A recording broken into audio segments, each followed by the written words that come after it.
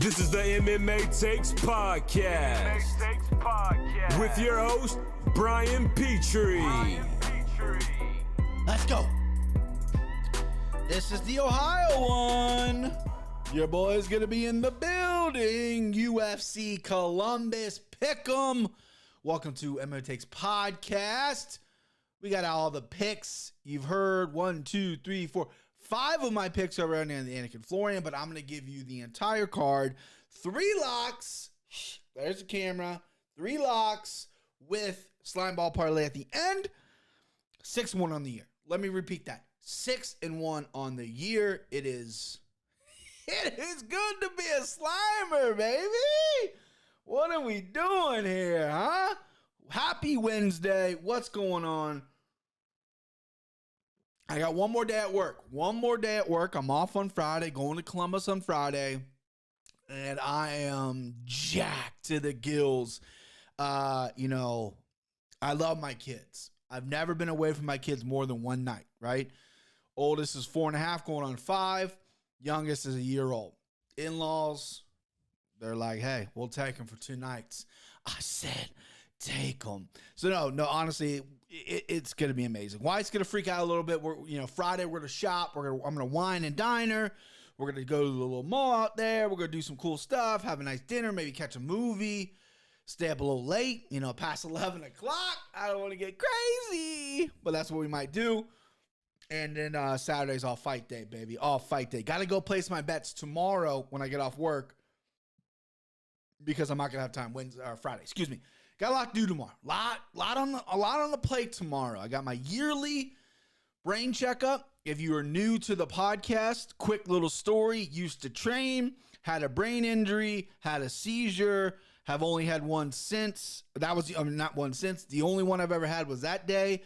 Got put on medicine, had to stop training. So now every year I got to go get like a full scan and all that shit. It's like an hour, 2 hour long doctor process. That's tomorrow.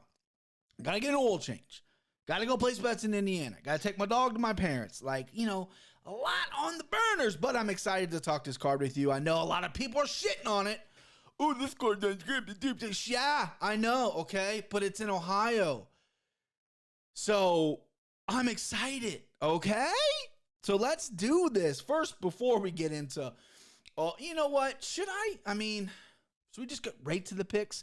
I usually keep it pretty tight here.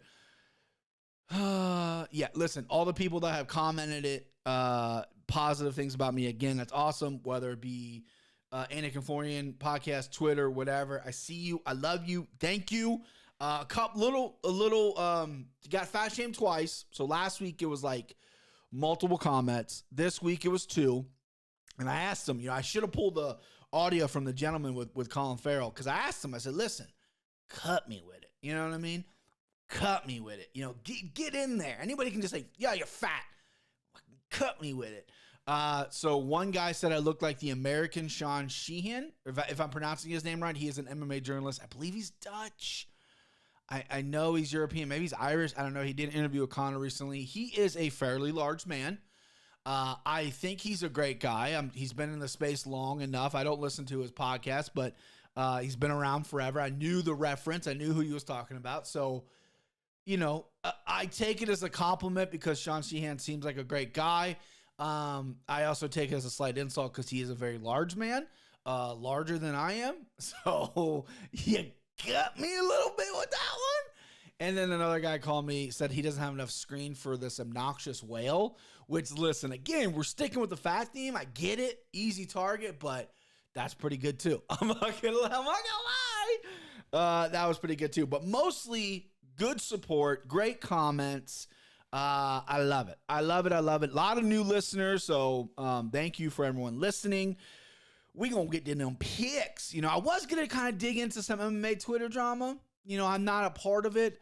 I'm just a viewer from the outside because it's just so much. It's just silliness. It's just so silly how whatever. Maybe that'll be on the recap show. I'll take a note for recap. Right now we're just talking about fights. We're trying to pick fights, baby.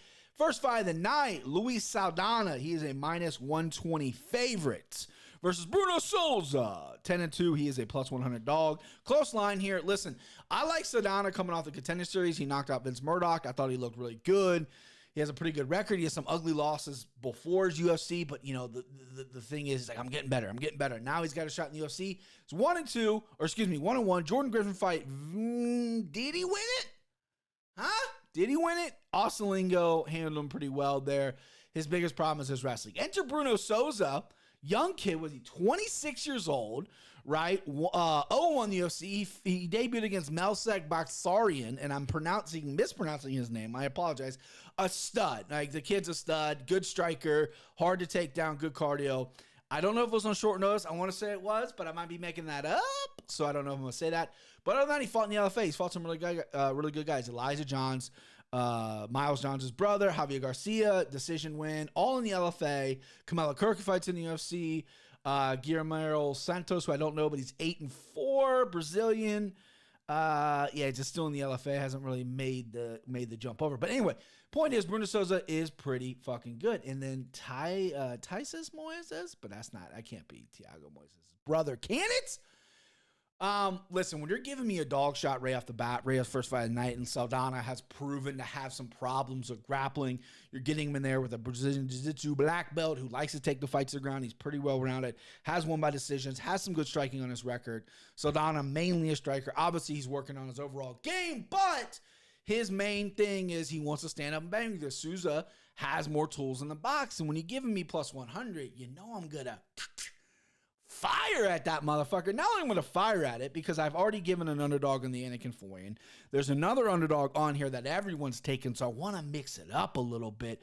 So I'm going to go Bruno Souza underdog lock. I'm the dog, the big bad dog. Bruno Souza underdog. Right, starting off underdog lock of the night. We're going to know right away. I'm going to be sitting there at 4 o'clock in Columbus, have money on this fight.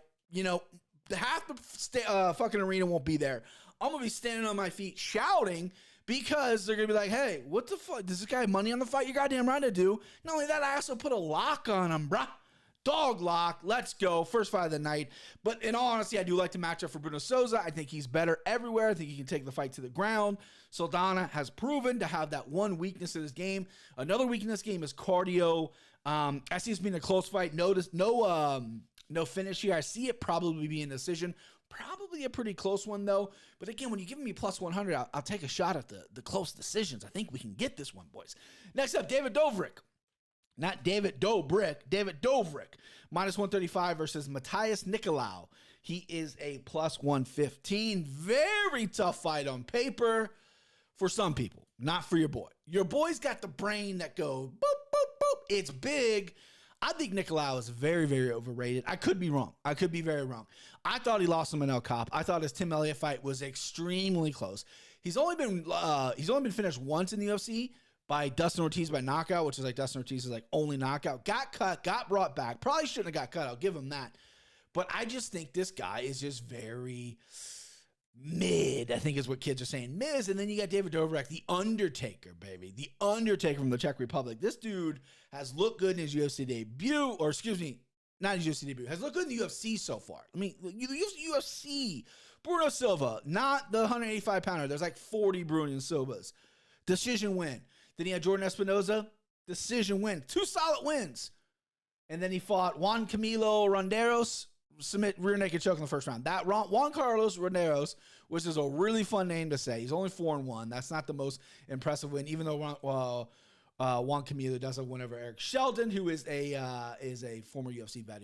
That's a solid win. But Eric Shelton hasn't really been elite in a while. However, I'm all over Dobrik here. A lot of people are picking Nicholau here because of his underdog status. I get it. It's worth a poke, I guess, if you really want to take a shot at that. But not me. I think Doverick's really good. I like the number. I'm going to bet him straight. Minus 135. You're getting a pretty cheap price on him. Which I like. I think he's an elite guy at 125. Yeah, so 125ers are coming up right now, and I think Doverick could be a guy that might have some issues. Very well-rounded. He can take the fight to the ground. He can stand up a little bit. I get a little worried with the stand-up. It does get a little lazy. But Nicholau has had some chin issues in the past. His takedown defense has been held up pretty solid. I just think Doverick can outpoint him here. This is going to be a decision win for Doverick. I don't see a submission happening. Maybe a TKO, maybe a knockout. But, Nicholau just seems to kind of, weasel his way into these decisions. Probably going to win the decision. I'll probably be irate. Probably the first boo of the night will be for me. I don't boo ever. I mean, I'm not booing professional fighters. They're in there doing it, and I'm not. So who the fuck am I to boo? But I might boo if my guy loses here. So fairly confident in this. I like this bet here, minus 135. Sign me the fuck up. All right, next up. Fight I'm looking forward to. You don't hear me say that about women's MMA a lot. I feel like I'm a sexist bastard when I say that, but this is a fight I'm looking forward to. Jennifer Maia. She is, see, my sheet's all different. Plus 130. You wish, right? Plus 330. She is fighting Manon Fiorot, who is a minus 435. Let me tell you something, boys. This is a climbing. Where's Manon at now? Minus 450. I'm all over Manon. I like Manon a lot. I think she is going to fight Valentina one day, and it is going to be absolute fucking war when they fight. Valentina's obviously head and shoulders above her right now. Manon's only 8-0. This is going to be her 10th pro fight, but I think she's got something.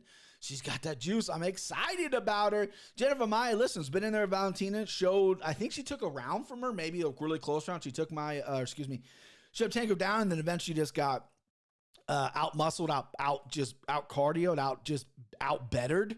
You know what I mean? Valentina's just better. And then, she rebounded out there with Jessica I, Ohio's own, who stinks. God, Jessica I, Barf City. And then lost to the decision to Caitlin Chikagian, which it's going to happen. You're going to get if you're a female fighter at 125, you're probably at one point in your career going to lose a decision to Caitlin Chikagian. That's just what's going to happen. I think Maia's limited, though. I think her only shot here is to take Fiorot down. And Fiorot, I'm probably mispronouncing her name. I'm just going to go Manon here. Manon, the only shot to take Maia is to take her down. And I don't know if it's that easy. Striker versus grappler, even though Maia does like to stand on the feet, I think she's going to abandon ship. I think Manon is cardio's on point. I think her takedown defense has looked pretty good. I think she's strong in there. I think Maia's going to run into a brick wall. Probably going to have a good first round. So all you bettors out there, don't sweat it. You might have a good first round, but I think Manon's just going to take over. I can see a late stoppage in this fight because Manon is a fucking killer in there. I have written down by decision. Let's look at the props of what we can pull up here. This is going to be our first prop fight of the night. Manon Fiorot by TKO, KO, plus 215. Okay, submission, 1,600. That's not going to win. Manon Fiorot by decision, minus 125. So Vegas likes it by decision. Maia seems to be pretty durable. If you want to get some bang out of your buck, go minus 215. But to improve the Manon Fiorot number, you got to go by decision at minus 125. That's way better than minus 450. However, though, she is candidate number 1 for the slime ball. He slimed me. She slimed me. Hopefully she will slime me. That is a little new. We're working on the soundboard a little bit. That's Bill Murray, classic Bill Murray. Hopefully she slimes me. Candidate number 1, Manon Fiorot. I am in love with this girl's fighting style, not with her personally. All right, now here's a name that I've been. Let me get a little sip here. So I've been dreading trying to pronounce this name. Let's do it, okay? Let's do it together. Okay, ready to hold hands? Alza Kebab. Yeah, fuck. Alessa Kebab. Kibib. Kirizev. I'm gonna go Kirizev as his last name. I have no idea. And he's fighting Denis Tulilin. Short notice fight. God, these names are butchered. Both Russian guys. Denis Tulilin is coming in short notice. He is a fucking banger, boys. This guy either wins by knockout or gets knocked out. He's lost by decision a few times in some submissions, but this dude's in there to get you out or he gets out. You know what I mean? This guy is a classic banger.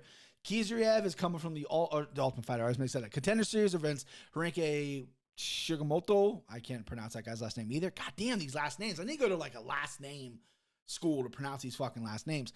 But he's got wins over Romas Pajares in the first round early. Like, this dude is kind of the shit. He started talking some shit on Twitter a little bit about this matchup. I didn't even give you the lines. I was too busy trying to pronounce the fucking names. Minus 380 for Kizriev, and Tuliman is plus 290. I got that rate when it came out. Let's see if the line has moved at all. Yeah, okay, so Kuriev is minus 600 now. Figured that was going to happen. So he's a huge favorite here. I'm going to pick him. I don't know if there's much value. This is UFC debut. He's going against a banger. He seems very well-rounded. Can take the fight to the ground, has wins everywhere. For the Contender Series fight, he seemed a little undersized to me. I don't know what his stats are height-wise. Let's see, 5'9", he's 31 years old, 74-inch reach. So he seems a little small for 185, probably doesn't cut a lot of weight. And what is Dennis here? Dennis is, 6'1", your classic middleweight, 33 years old. Kizriev seems a little undersized. I don't love betting 600. I don't like putting him in a parlay. I think he's probably going to finish this fight. Again, taking this on short notice. There's no props out because this fight got made at under 1.5 is plus 150. I like that. I like Kizriev by a multitude of finishes, whatever maybe is the best one, sprinkle one, KO, submission. I think he can do it, but I'm not confident in putting him in any kind of parlay with the UFC debut minus 600 against a guy who's got a lot of knockouts in his record. That's a recipe for disaster. We're trying to bake a cake that tastes good here with all our bets and all our selections. We ain't trying to bake a cake that tastes like shit, okay? We ain't here for shit cakes. We're here for that good shit. All right, next up, Dana Bacurau. He is, getting my sheets all messed up, minus 155 versus Chris Gutierrez, plus 135. This is the fight where, this is barking a little bit at me because a lot of people like Gutierrez as an underdog. I can understand why. He is currently plus 120 on DraftKings, so the line's moved a little bit since I got him yesterday. So movement is coming on Gutierrez. Bacurau is just a guy who's going to knock you out. He's from Mongolia, right? Mongolia just sounds like a fucking badass country to be from, and he's knocking everyone out. He does have a decision. Lost in the UFC to Haile Yantong. Chris Gutierrez, though, is just a clean, precise striker. His leg kicks are some of the best in that division. He's got wins over Felipe Pereira, was a split decision. Very close fight, even though I don't think it should have been split. I thought Gutierrez won every round. Andre Ewell, who's a nice little banger. Draw with Cody Durden. Cody Durden, I know he just got embarrassed this past weekend, but, that was a tough fight. TKO'd Vince Morales. Gerardo de Freitas, split decision over him, and Ryan McDonald. God, he's been in the UFC a lot longer. He lost to Hani Barcelos on the, I love saying that name, on the Ultimate Fighter finale. But Gutierrez is a guy that's getting better. 17-3-2. His striking is really good. It's not overwhelmingly powerful like Bacurau. This is two styles here. If you're going to bet Dana Bacurau, which I think you're getting a decent price, he should be the favorite in my opinion. He's coming up with more impressive wins. If you bet Dana Bacurau, I think it's important to bet him early. He's going to knock him out early. I don't know if he can carry that punch power for 3 rounds. Gutierrez has good foot movement, good footwork. He can leg kick from the outside, stay on the outside, and be careful.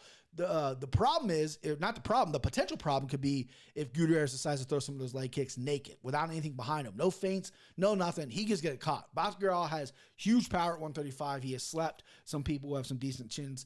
But with that being said, again, we're trying to win money here. I'm going to go Gutierrez. He's not going to be my dog lock. I looked at him a hard time here to be my dog lock. I went with Souza, obviously, but Gutierrez is a guy I do like playing. I'm going to play him straight here at that plus number. A lot of people seem to like him. I think if Gutierrez wins, it's by decision. If you want to hedge out, if you're not in a live betting state like myself in Ohio, or if you're in Ohio for the fights this weekend, you're going to go bet Gutierrez. And if you want to hedge before the fights, go Bacurau by decision, Bacurau by knockout. I just pulled my fucking chin hair on this mic. God dang. If I didn't have this gross neck beard, that would have never happened. Damn you, genetics. Yeah, so Gutierrez by decision. I like him as a dog spot here. Bacurau by KO if you want to hedge out. Next up, Sarah McMahon. She is a plus 185. Doggy Dog versus Cal Rosa, minus 225 favorite. Let's see if this has moved at all. Sarah McMahon, plus 175, plus 210. So a little bit money coming on Sarah McMahon. I get that. I understand that. Solid wrestler. Been in the sport forever, but she's 41, and she's really kind of, I think, taking a back seat on fighting as more as coaching now. So I like Cara Rosa here. Cara Rosa is going to be my selection. Cara Rosa by decisions plus 130, good number, and then by either finish KO or submission is plus 400 for KO, plus 450 by submission. Sarah McMahon by submission is plus 500. I think that's good. If you're going to take Sarah McMahon, she's got a nice number next to his name, Moneyline. But if you're going to take her, I think the only way she wins, I mean, she could probably win a decision, But at 41, it scares me. How is her cardio really up to snuff? But I do like her by submission. She has great wrestling. She gets on top. She can be a problem. But Kara Rose is a girl, a fighter that I have faded far too long. I need to start getting on the Kara Rosa train. She has beaten a lot of top females and has looked good doing it. This is another test for her because Sarah McMahon's an OG. Sarah McMahon's been around for a long time. But I like Kara Rosa here. I like her probably by decision. I might get a little crazy tomorrow. Sprinkle a little bit on her by finish. But again, I don't want to go too heavy. I got a nice fucking juicy fat bankroll right now, and I don't want to start fucking just going crazy props because they got a nice number next to her name. Female MMA, women's MMA is tough to read for me sometimes. It's something I need to get better at. But I do like Kara Rosa here, and I do see people picking Sarah McMahon here as a dog spot here. I like when people find dog spots. I'm just going to go the other way. I get it. Value boys are going to love the value on a prime good wrestler, Sarah McMahon, but she's 41 and she's more of a coach now, and it just scares me off. Kara Rose wants to be champion. I don't think Sarah McMahon has champion aspirations, so I'm going to go with a more hungrier, violent woman in this fight. Next up, Neil Magney versus Max Griffin. I thought this fight happened 20 times already. Neil Magney minus 235, Max Griffin plus 190. The value's all over Max Griffin here. It really is. I mean, 240 to plus 195 now. This fight's going to decision, by the way. Neil Magney by decision minus 115. Max Griffin by decision plus 450. I don't know what that is. Win. I think that was a win. Listen, if you're, I'm going to take Neil Magney. Spoiler. Neil Magney's like watching paint dry, right? That's not bad. It's like, what is it? I don't know what he is. He's fucking boring. He's so boring, I couldn't even come up with how boring he is. Not just his fighting style. He'll fight everyone. He's a high-level athlete. He's top of his field. But, his interviews are boring. His fight style is kind of boring. Max Griffin on a bit of a run here, I believe. Did he lose his last fight? No. Okay, so he's on 3-fight win streak. Ramirez Brahmanaj, elbow injury, fucking popped his ear off his goddamn head. Keenan Song knocked him out. Decision win over Carlos Condit. 3 good wins. The last win was a split decision on Alex Cowboy Oliveira, which I thought he won, and another decision loss over to Alex Morono. But Max Griffin is kind of turned it on, trying to find his range here. They're both very similar, big 170-pounders. I just think Neil Magney is going to be a little more physical in there. I think he's the better grappler. I think that's where this fight's going to take place. I think Neil's really long. I think Max's striking is just a little pushy to me. It's not super clean. I think he's going to have a hard time getting in on Magney for Magney being so long.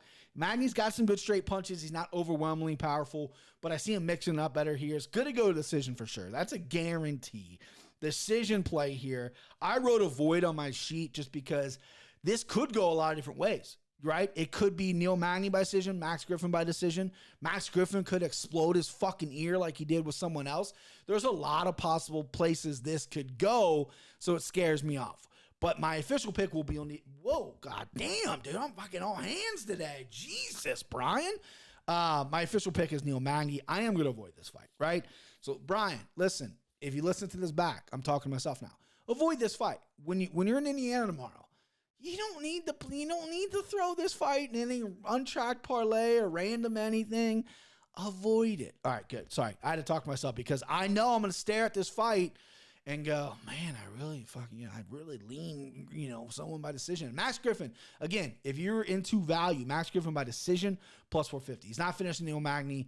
That is a decent low price, even though Max Griffin in the past has not really fared well to the decisions. He's not really a decision boy. All right, next up, Mark. I always have a hard time pronouncing this. Dikizi. Mark Dikizi, I guess. Minus or plus 155 versus Vladi Vashishev, minus 180. A lot of people love Vladi here.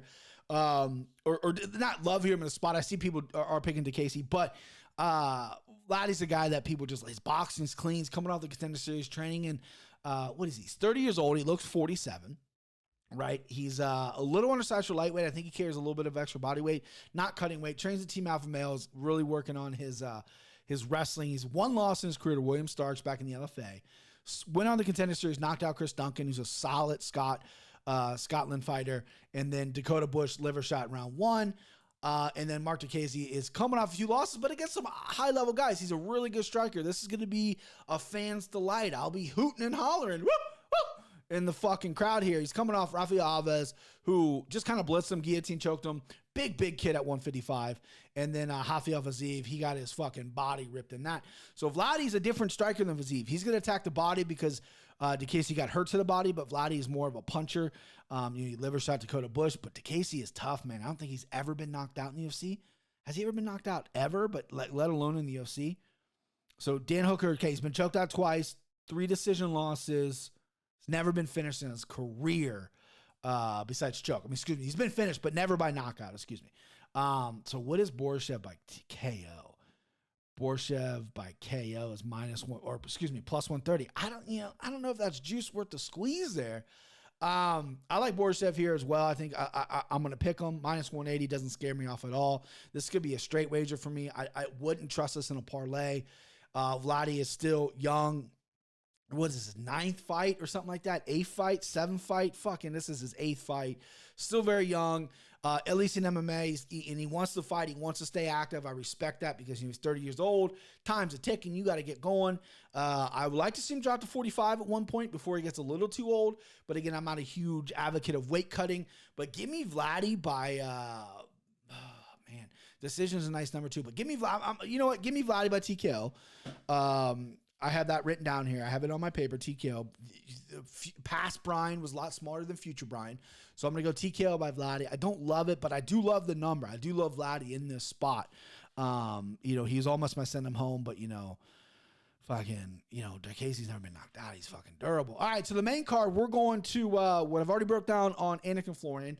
So I apologize if I'm very repeating myself here if you already listened to that. But, we got to do what you got to do. If you haven't listened and you're just rocking with me, I got to give you picks. Alexei Oleinik, he is a plus 150 versus Latifi, who's minus 170. He was minus 145 on Sunday, so it's gone up a little bit. Has it gone up even more? Yeah, so Latifi's a minus 200 now, which I would put him between 200 and 300 is what if I had to make a line, that's what it would be. Oleinik's lost 3 in a row. He's cooked. He's cooked to the bone. He's well done. He's washed. Whatever you want to say, that's what he is. And Latifi, I think, faring pretty well at heavyweight. Again, 38-year-old heavyweight, not the youngest guy in the world, but heavyweights usually have a little bit longer of a shelf life. And then he's training at that fucking crazy all-star gym with these young bucks strutting around. And these gyms are all it is, man. All these gyms are is fucking dick swing contests. It's just a dick swing contest. And Latifi's like, you know what? I still got one of the biggest dicks in the room, 38 or not. I'm a good wrestler. I have giant power. And haven't seen him in a little bit, coming off a decent win over Tanner Bozier where he uses wrestling. I think he wants to anti-wrestle here. I don't think he wants to go to the ground with Oleinik. That's Oleinik's only chance of victory.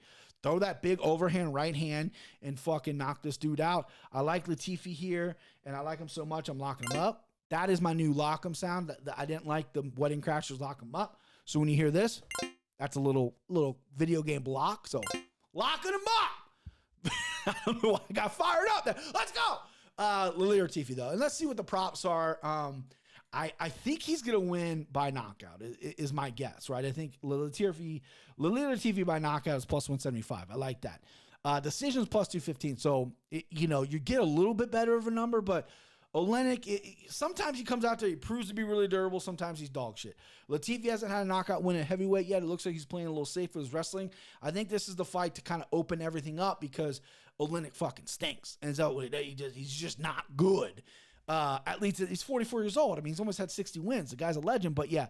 And then Oleinik by submission is plus 300. So if you're a fucking wild man, if you want to go out there, guns a blazing, good luck. But I like Latifi by knockout, and he's my mortal lock, so I'm locking him up. I like that sound. That takes me back to my youth. Sounds like Mario a little bit. You know what I mean? Phone going off. Don't know who it is. Don't care. All right, next up, what we got here? My papers all messed up. Askar Askarov for Kai Kara France. Askar Askarov is minus 335. Kai Kara France is plus 260. Mr. John Anik himself, who is not allowed to bet on fights contractually. Kai Kara France now is plus 290. Said his preamble before Kenny and I picked was, there's value. This is a live dog. And I hear it, a lot of people like Kai Kara France as well. I disagreed because I thought Askarov's style was so hard to deal with, and I don't think Kai Kara has fought someone like this before. But Johnny Anik is a smart fucking guy. And I know he can't bet on MMA because he's calling the fights and he wants to be professional, but if you don't want to listen to me, you think I'm dog shit, and for some reason you don't want to listen to Kenny, listen to Jay and take Kai Kara-France. The value's all on the side, 100%. This is a high-level guy. Askarov, though, has fought a lot of fucking good dudes. I mean, Pantoja, I think, beats Kai Kara-France, right? Have they fought? Seriously, have they fought? I don't think they have they? No, they didn't fight. Okay, good. But I think, you know what I mean? I think he beats him. And I think Askarov has beaten some good people that would give Kai Kara-France some problems. And his style's very problematic with that, just constant grappling, chain grappling. He doesn't get the first one, he's getting the other one. He doesn't get the other one, he's taking your back. He's going to lift you, he's going to dump you. His cardio's on point. Like, his striking's come a long way. It looks like he hits kind of hard. I wish he would be a little bit more of a finisher, but obviously I'm taking Askarov here. He is candidate number 2. He slimed me. For the slime ball. And I already forgot candidate number 3 for the slime ball. It was Lily or Latifi. He slimed me. Obviously my mortal lock. Sorry about that. But yeah, those are my 3 candidates for the slime ball. We'll see if they end up on there. Usually I give like 4 or 5, but whatever. All right, next up, by the way, Askarov Ross, my pick by decision. Matt Brown, -110 versus Brian Barberina, -110. Has there been movement on this? Okay, so Brian Barberina is a slight favorite now, -115, still a pick 'em fight. This fight's just 2 dudes, just, you know what? They're going to hang out afterwards. They're going to grab a couple beers. They're going to go shoot some guns. These dudes are going to be buddies after this fight. It is going to be violent when it's in there, though. Matt Brown has Mark Coleman in his corner. Big fucking whoop. I love Mark Coleman. Listen, he's a legend. I respect the legends, but I don't think he's the best corner. I know he's, Mr. Columbus or whatever, and he's going with the whole Ohio thing. But Matt Brown, 41 years old. I feel like he's lost a step a little bit. His chin isn't what it used to be. And Brian Barberina still has a chin. He's been finished before, but it takes a lot. And Matt Brown has big power, has good elbows. Kenny and I are split on this fight. I might get my Buckeye taken away, like I said, but I'm going to go Brian Barberina by KO. I think he just has cleaner hands and does have power. And it could be a body shot that hurts him. Matt Brown's been hurt to the body several times. Brian Barberina by KO right now is +330. I like that. By decisions, +250. Brian Barberina by KO at +330 is something that I am going to look at. And not only am I look at it, check this out. I'm going to write it down, baby. So I don't forget that is something I'm going to play. I love that prop. Brian Barberina KO +330. You're getting 3 to 1 on your money. You put a little, you do a little more than a sprinkle. You do a seasoning on that. We're looking good. Co-main event, Joanne Wood versus Alexa Grosso. Good. I mean, look, high level women's MMA. Joanne Wood +190. Alexa Grosso -235. Let's see if this has changed at all. Nope, it has stayed the same. And then I like Grosso here by decision at -150. By KO is at +700. I think she can maybe late get her out of there. I wouldn't be opposed to that. I think Grosso has better boxing. I hate picking against Joanne because I do like her a lot. I think she is really sweet. I've never met her, but she appears to be like just a sweet girl. And Grosso is just constantly improving. So I like Grosso there. That is candidate number 4 for the slime ball.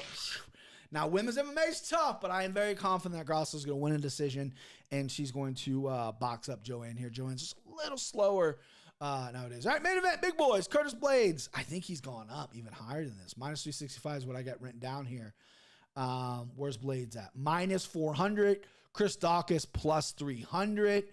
Let's get into it. So Kenny and I both picked Dawkins here. I can't pick Blades. I said I couldn't pick him at -320. I can't pick him at -400. He's a very good wrestler. He's a good grappler, but he is no threat on the ground.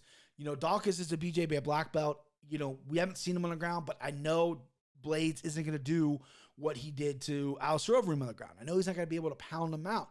I don't think he's going to be able to hurt him on the feet either. I think he's going to wrestle him, take him down, and hold him down. He's got to do that for 5 rounds. Dawkins, BJJ black belt. What does he have off his back? What is his submissions are like? He seems to be very confident in this matchup. He took it, 3 or 4 months removed from getting knocked out from Derek Lewis. He likes the matchup. His brother, Kyle, we have seen on the ground. He's very good on the ground.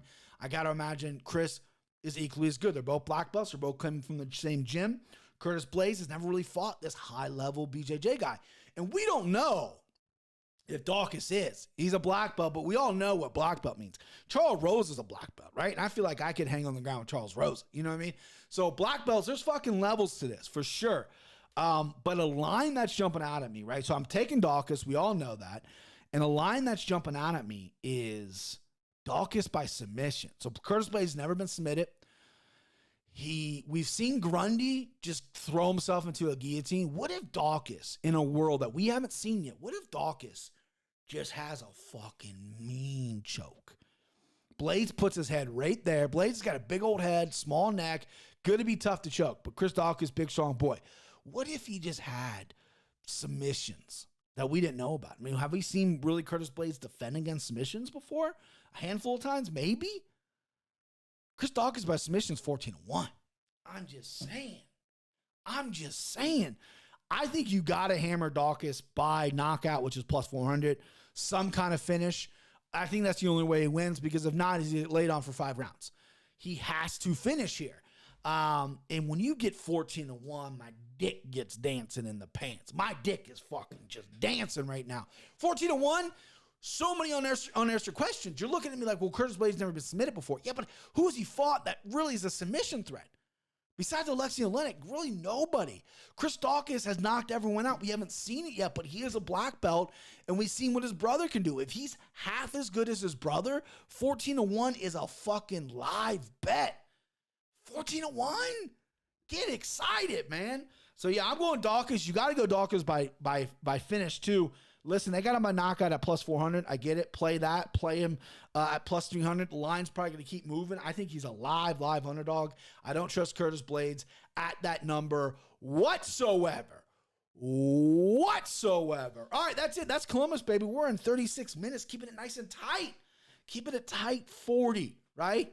I could sit here and talk your fucking ears off for goddamn 2 hours, right? What if literally, this is what I want to know. There's a lot of cappers out there. There's a lot of people on this platform, and don't think I'm like Mr. Big Time now, as I get to do a podcast every once in a while with John and Kenny Florian. That is not it. I've been saying this. Go check the records. I know I got a lot of new listeners. Go check the 330 episodes. I have brought this up. There are so many cappers who could sit there and talk about Sarah McMahon and Carol Rosa for 45 minutes. Like robots. Sarah McMahon is a good wrestler. She's 41, but she's a good wrestler. Carol Rosa is just, up and coming, and just, you'll fucking blow my brains out. You know what I mean? Blow my brains out. I feel like I've got a little shade at a certain capper out there that I was not friends with, because I've never met him, but we've DM'd a few times. I think I've got a little shade because I am doing the Anakin Florian. I'm starting to get a little bit of a following now, and he's like, he does something. He's way bigger than I am. He's got way more followers than I do. He's got his own platform, right? But I just feel like we had a lot of interaction, and now we don't. So I think there's a little bit of shade being thrown my way, which is cool. But it's also ridiculous because we bet on fights. Let's not take everything so seriously. But when you talk like a robot and you spend 45 minutes on a fight that no one cares about, what is you doing? Get to the point. We got fucking things to do. All right. That's my little end rant. I could have went further. By the way, my send him home was Brian Barberino. Send him home. Send him home early. I'm all over the place. So send him home, Brian Barberino. Send him home. Send him home early. Mortal Lock, Latifi. Dog Lock, Bruno Souza, first fight of the night. I'm the dog, The big bad dog. God, that gets me fired the fuck up. I'm just going to change my intro music to that. I'm going to call Ozzy Osbourne up. Hey, Oz, need the dog theme music. Give me the copyrights. Need to do it on the podcast because it gets me jacked. All right, Slimeball Parlay. I think you kind of guessed it here. It is going to be Ask or Ask. I have this written down. Excuse me. Let me, I got the numbers written down for you in the old secret notebook. If I lose this, I'd rather lose my wallet than this. I got all my secrets in there. Lalir Latifi, Slimeball number 1, Lalir Latifi. Slimeball number 2, Manon Farot. Slimeball number 3, Asker Afteroff. I know a lot of people are going to disagree on that. I'm sorry. Very, very chalky, plus 153. I might do a unit and a half on this one. I feel very confident in all these selections. But plus 153, we're giving you a plus number. I know it's not crazy. I know it's not 22 to 1. I know it's not all this crazy shit, but we're getting plus numbers. We're 6-1 on the year. We're going to keep plugging away, babe. All right, listen. MMA Takes podcast on all platforms. Subscribe to the YouTube channel. I got to upload more, I know. Heavy on Twitter. Don't do Instagram a lot. But listen, hit me up on all the platforms, okay? Love to hear from you. All the feedback I've gotten so far has been fantastic. You guys are the fucking best. Go rate and review. I've been getting a ton of rate and reviews. We're at 48 now. Let's get to 50 on Apple. Let's get to 50. Kisses all around. You guys have been killing the Spotify too. I got like 15 or 16 reviews on Spotify. Spotify just started doing the reviews. So that is incredible. You guys are incredible. And if you are in Columbus this weekend, hit me up on Twitter. Hit me up on IG. Friday might be kind of a wash for me because Friday's going to be shopping and stuff with the wife. If you want to come shopping and have a burger at Shake Shack, let's fucking go, right? But Saturday, we're going to wake up kind of early. I'm obviously going to be there from the first fight. Hit me up on Twitter. And we can meet up. You know, I don't really drink, but, you know, I'll buy you a beer. We'll do whatever we want because we're MMA fans. You guys are the best. Let go.